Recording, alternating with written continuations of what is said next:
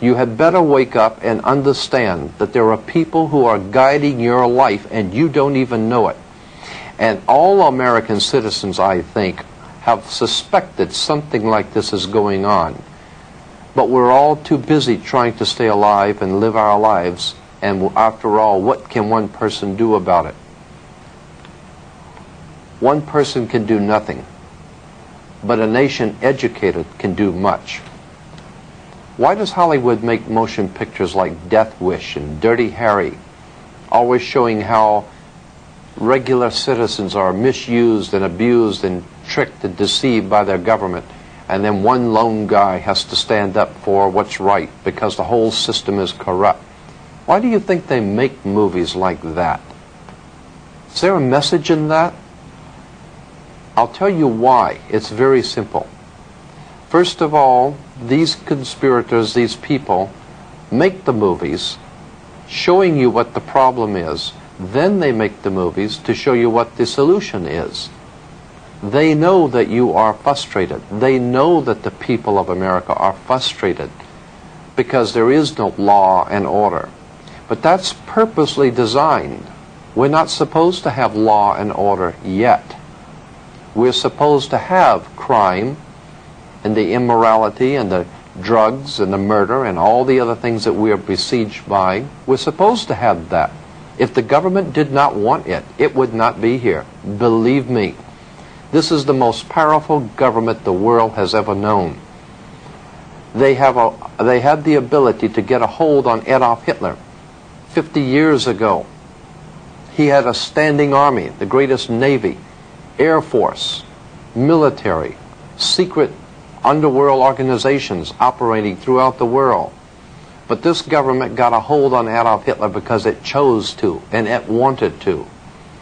And if you do not pay your income taxes, they will find you if you go to the Amazon jungle, and they will make an example of you. They will find you and they will deal with you, and you know it. But for some reason they're unable to get a handle on drugs and the crime in the streets for some reason. There is a reason, and that's what we want to talk about. There is a method to the madness. You might also want to ask yourself why it is back in the early 70s, while no one was looking, NATO, the North American Atlantic Treaty Organization, changed its fatigue colors from the dark greens and dark browns, the fatigue colors or the camouflage colors, to light tan. Throughout the Western world, the colors were changed for the military from dark greens to light tan. Why? Because this government, along with its NATO allies, realized that there would be a war in an area where they would need camouflage, which would be light tan. So quietly, they changed that. They changed the color, and you didn't know anything about it. You want to ask yourself, too, where did Adolf Hitler and the communist government today get their money? Who financed Stalin?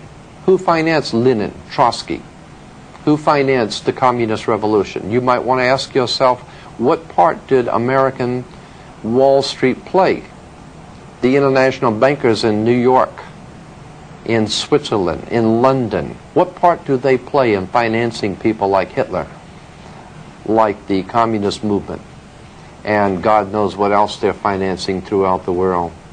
Why is it that drugs are brought into this country daily and we're not able to do anything about it? We're not able to do anything about the aliens pouring in across the border. I am here to tell you why. It is very simple. The government gets what it wants. There is a method to the madness, as we said, and we're going to explain that to you. Before we get into the older European history of Freemasonry, let's look at our own backyard. Is this a scene from Mississippi burning, or is this a picture of 1930s Ku Klux Klan meeting? Who are the men hiding behind the hoods, and why do they venerate the owl? Simple, the owl symbolizes wisdom, because it sees things in the dark. No, this is not the Ku Klux Klan or Mississippi burning. This is your constitutional government burning. Let's remove the hoods and see who came to the party. The last 2 weeks of July of every year, a secret meeting is held in our country in Northern California by the world's most powerful people, bankers, politicians, industrialists, entertainment luminaries, all overworld figures. This group, directly connected with the European ruling elites, is commonly known as the Bohemian Society.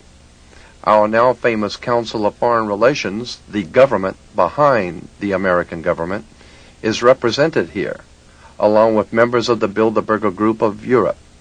A meeting held once a year to decide a worldwide scale, your future, a shining example of true democracy carried on in the dark. Obviously here, your vote doesn't count. Appropriately, the owl is chosen as a symbol for this ilk, for it too is at home in the dark. The name Bohemian carries a dictionary definition as, quote, a community of persons who adopt manners, mores, conspicuously different from those expected or approved of by the majority of society and who disregard conventional standards of behavior. No wonder they want no input from you.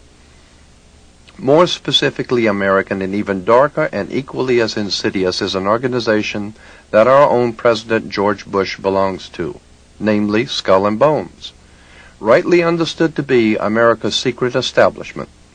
The Bohemian Society, Skull and Bones, CIA, DEA, Mafia, and the IRS are just some of the groups that make up the true power behind the throne of America. Like all other kingships, America's power elite hinges on family blood, just as the power structure of the Mafia. To show that the word bloodline is not just a figure of speech, let's take a look at the actual facts. Carefully outlined here are the actual lineages of American presidents and their bloodline connected to European aristocracies of power. Starting from Edward II and III of England, 28 out of our 42 presidents were connected by blood, including President Bush and Vice President Quayle, who are also in fact related to each other.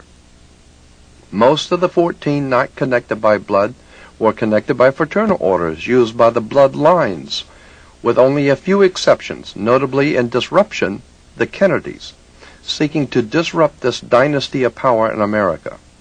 Owing to their vast financial backing and personal intellectual charisma and much behind-the-scenes political maneuvering by his father, Joe Kennedy, John Fitzgerald Kennedy was inserted into the presidency.